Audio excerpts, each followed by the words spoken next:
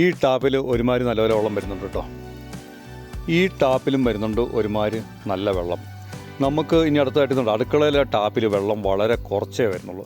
ഇതെന്താണ് ഇതിൻ്റെ കാരണം എന്നുള്ളതാണ് നമ്മൾ ഇനി അഴിച്ച് പരിശോധിക്കാനായിട്ട് പോകുന്നത്. നമ്മൾ അതിന് മുമ്പായിട്ട് ടാങ്കിൻ്റെ അടുത്തുള്ള വാൽവ് അങ്ങ് അടയ്ക്കുന്നു. അതിനുശേഷം നമ്മൾ ടാപ്പ് തുറക്കാൻ വേണ്ടി ടാങ്ക് ചുമ്മാ ഒന്ന് നോക്കിയേക്കാം വെള്ളമൊക്കെ എന്തിട്ടാണ് ടാങ്കിൽ ആവശ്യത്തിനുള്ള വെള്ളമൊക്കെ. അപ്പോൾ വെള്ളം കുറവുകൊണ്ടുള്ളതല്ല ടാപ്പിൽ വെള്ളം വരാണ്ടിരിക്കുന്നത്. എങ്ങനെയുള്ള അടുത്തായിട്ട് നമുക്കിത് അഴിക്കണം. അപ്പോൾ നമ്മൾ ഈ അടുക്കള ഫിറ്റ് ചെയ്ത് വെച്ചേക്കുന്നത് സ്റ്റീൽ പൈപ്പ് ആയതുകൊണ്ട് പൈപ്പിൻ്റെ മുകളിലുള്ള ബെൻഡ് നമുക്ക് ആദ്യമായിട്ട് അതും കഴിക്കാം. അത് അഴിച്ചിട്ട് അതിനകത്ത് നോക്കിയപ്പോൾ ഒന്നും കാണാനൊന്നുമില്ല. അടുത്ത നമുക്ക് ടാപ്പ് തന്നെ ഒന്ന് അഴിച്ചെടുത്ത് നോക്കാം. അതിനകത്ത് അഴിച്ചെടുത്ത് നോക്കുമ്പോഴത്തേക്ക് അതിനകത്ത് കരടോ പൊടിയോ ഒക്കെ സാധാരണ വന്ന് കയറിയിരിക്കുന്നതാണ്. അങ്ങനെ നമ്മൾ ഇതിനകത്ത് അഴിച്ച് നമ്മൾ നോക്കുന്ന സമയത്ത് ഇതിനകത്തൊരു കരട് ഇരിക്കുന്നത് കാണാം. ഇതിനകത്ത് ചെറിയൊരു പഞ്ഞി പോലെ എന്തോ ഒരു കരട് വന്ന് അടഞ്ഞിട്ടാണ് ഈ വെള്ളം അവിടെ വരാണ്ടിരിക്കുക. അത് നമ്മൾ കമ്പി കൊണ്ട് നമുക്ക് തോണ്ടിയെടുക്കാം.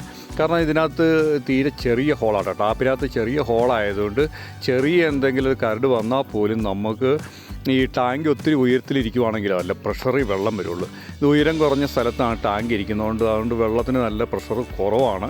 അപ്പോൾ ഇതിനകത്തിരിക്കുന്ന സാധനം നമ്മൾ തോണ്ടി കളഞ്ഞു കഴിഞ്ഞാൽ കുറേ കൂടെ അധികം വെള്ളം നമുക്ക് വരും. അപ്പോൾ നമ്മൾ ഇതിനകത്തുനിന്ന് ചെറിയൊരു കമ്പി കഷ്ണം ഉപയോഗിച്ച് നമ്മളിതുപോലെ തോണ്ടിയെടുക്കണ്ടോ. ഇതുകൊണ്ട് പഞ്ഞി പോലെ സാധനം കണ്ടോ. ഇതെന്തോ വെള്ളത്തിൻ്റെ കൂടുതൽ വെള്ളത്തിൽ വീണ എന്തോ ഒരു വേസ്റ്റാണ്.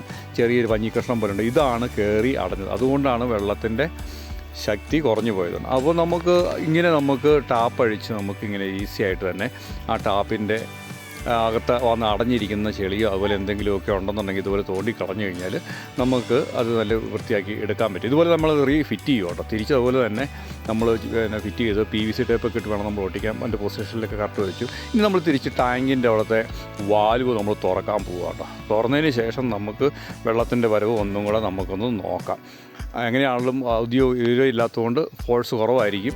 എങ്കിലും കണ്ടോ പഴയതിനേക്കാളും വളരെ വ്യത്യസ്തമായ രീതിയിൽ വരുന്നത്. ഇങ്ങനെ നമുക്ക് ടാങ്ക് ടാപ്പ് നമുക്ക് ക്ലീൻ ചെയ്തെടുക്കാവുന്ന ആണ്. Okay, thanks.